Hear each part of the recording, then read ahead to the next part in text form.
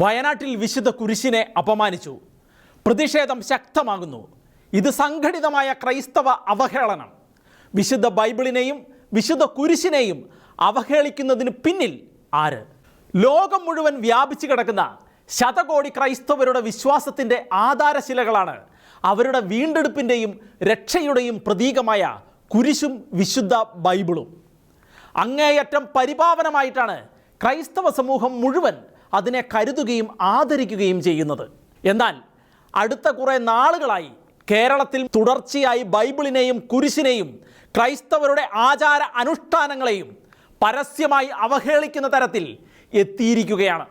ക്രിസ്തുവിൻ്റെ പീഡാനുഭവങ്ങളെ സ്മരിച്ചുകൊണ്ട് കുരിശിൻ്റെ വഴിക്കായി മലകളിൽ സ്ഥാപിച്ചിട്ടുള്ള കുരിശുകളാണ് സംസ്കാരം തൊട്ടു തീണ്ടിയിട്ടില്ലാത്ത ചില സാമൂഹിക ദ്രോഹികളാൽ അങ്ങേയറ്റം നിന്ദ്യമായി അവഹേളിക്കപ്പെടുന്നത്.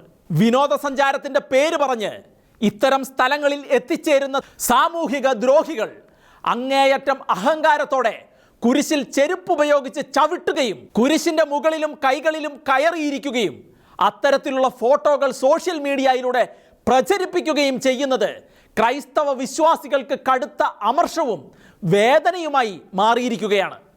അത്തരത്തിൽ ഇവിടെ നടമാടുന്ന പ്രവണതകളുടെ ഏറ്റവും പുതിയ ദൃഷ്ടാന്തമാണ് വയനാട് ജില്ലയിലെ കൊളകപ്പാറയിൽ നടന്നിരിക്കുന്നത്. വിനോദസഞ്ചാരത്തിൻ്റെ മറവിൽ കുരിശിൻ്റെ ചുവട്ടിൽ വന്നിരുന്ന് ഭക്ഷണം പാകം ചെയ്യുകയും ലഹരി പദാർത്ഥങ്ങൾ ഉപയോഗിക്കുകയും കുടിച്ച ശേഷം മദ്യക്കുപ്പികൾ വലിച്ചെറിയുകയും ചെയ്യുന്ന തരത്തിലുള്ള സാമൂഹിക വിരുദ്ധ പ്രവണതകൾ പലപ്പോഴും അധികാരികളുടെ ശ്രദ്ധയിൽപ്പെടുത്തിയിട്ടുണ്ടെങ്കിലും ഒരു നടപടികളും ഇതിനെതിരായി ഉണ്ടാകാറില്ല.